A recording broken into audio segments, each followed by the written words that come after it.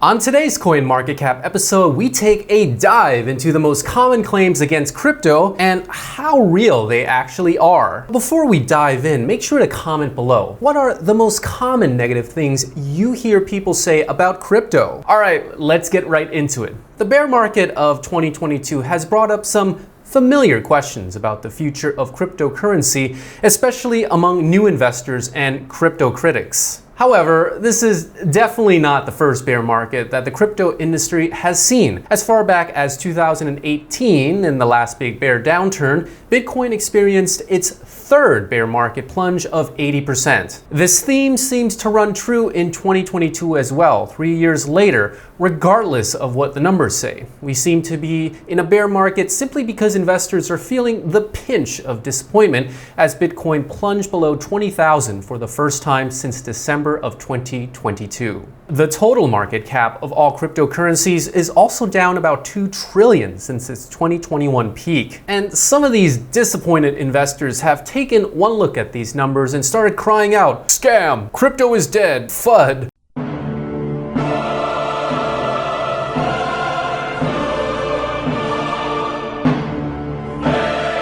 We'll take a look at some of the key discussions around cryptocurrencies and whether there is any truth to these claims. Claim number 1, cryptocurrencies are a scam because they're not backed by anything. This lack of backing argument is one of the most popular claims made by crypto critics. One reason it is so popular is that it is mostly true. Cryptocurrencies, for the most part, are not backed by any asset like gold or silver or by the government that issued it, but is being backed by something a valid argument for a currency to have value. Let's look at the US dollar, which, by the way, has not been backed by gold since 1971. I have directed Secretary Connally to suspend temporarily the convertibility of the dollar into gold or other reserve assets, and now derives its value on the promise of the US government to pay its debts. According to data presented by Finbold, the real value of the US dollar has decreased 6-fold over the past 50 years since it decoupled from the gold standard. The purchasing power of $1 in 1972 has dropped to just 14 cents by 2022. That's because the US government has stopped capping the supply of dollars as a ratio of how much gold it had in reserve and has since taken the liberty of printing trillions of new dollars. Meanwhile, if you ignore these short-term crashes and zoom out, the value of Bitcoin has skyrocketed over the past decade, despite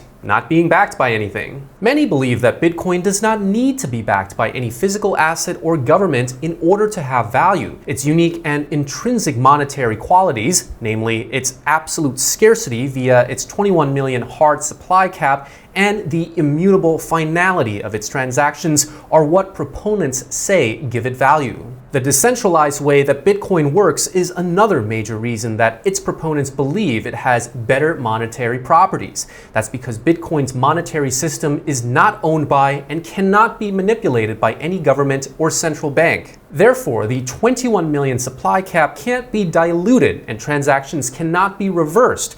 On the other hand, fiat currencies are in the full control of the entities that issue them. So, while it's true that cryptocurrencies are not backed by anything physical or by any government, that doesn't mean that they're not valuable, since fiat currencies that are backed by governments have seen their values diminish significantly over time. Claim number 2, cryptocurrencies are a scam because they're used for illegal activities. This claim is also popular, but not entirely true. While it's correct that cryptocurrencies can be used for illegal activities like money laundering or drug trafficking, isn't that true for all forms of currencies in the world to a much larger degree? Moreover, that's not the only thing cryptocurrencies are used for. This may come as a shock to some critics, but the vast majority of transactions are used for legal activities like buying coffee, sending money instantly across borders to feed your family, or investing in projects. I know, shocking. The reason this statement is popular is that it is easy to sensationalize and make headlines like, "Oh, cryptocurrency used in drug trafficking." However, fiat currencies like the US dollar are also used for illegal activities. In fact, CoinMarketCap Alexandria quoted data from Chain Analysis in 2021 that stated,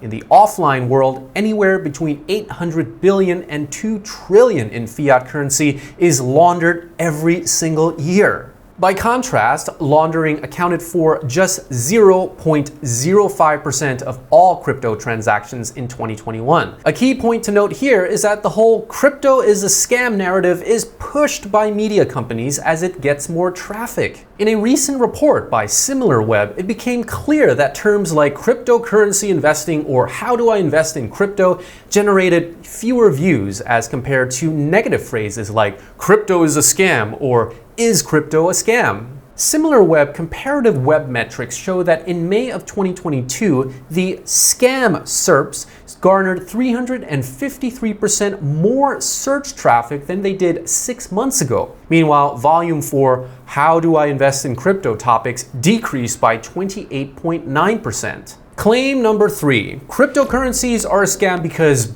they're too volatile. Cryptocurrencies are volatile, but that can be both a good or a bad thing, depending on how you look at the situation. Some people see volatility as a good thing because it means there's potential for big gains. Others see volatility as a bad thing because it means there's potential for big losses. But either way, volatility doesn't make cryptocurrencies a scam. Investors in stocks and bonds also have to deal with volatility. And like cryptocurrencies, the volatility of stocks and bonds can be a good or a bad thing as well. So if we're going to say that cryptocurrencies are a scam because they're too volatile, then we should also say that stocks and bonds are a scam as well. By the way, check out our guide to scalping versus swing trading to understand how people benefit from volatility. Claim number 4, cryptocurrencies are a scam because they're not regulated. Cryptocurrencies are not regulated by governments on a wide scale like fiat currencies are, but that does not mean they're not regulated at all. For the most part, cryptocurrencies are regulated by the code that controls them,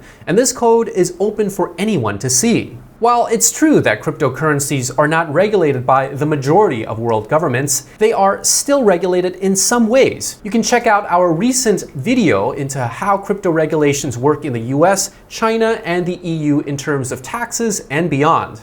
Claim number 5, cryptocurrencies are a scam because they're a bubble. As with many trends in the tech world, cryptocurrencies have shown signs of being a bubble that one day will eventually pop. But again, that does not mean they are a scam. Bubbles happen all the time in the financial markets. For example, there was the dot-com bubble in the late 1990s and the housing bubble in the early 2000s. But when they popped, not all of the websites became worthless, nor did the properties. Same with cryptocurrencies. Some of them will survive and thrive. However, it is worth remembering that cryptos are a speculative investment and you should only invest what you can afford to lose, which is, again, pretty much all the same with shares and other investments. Cryptocurrencies definitely are volatile. Prices can crash at any time, and as they are not regulated in the same way as the stock market by governments, if you do lose money, you may not be able to get it back. That said, your risk appetite has to be really high if you decide to create a crypto portfolio. However, just because there are risks involved, it does not make all of crypto a scam.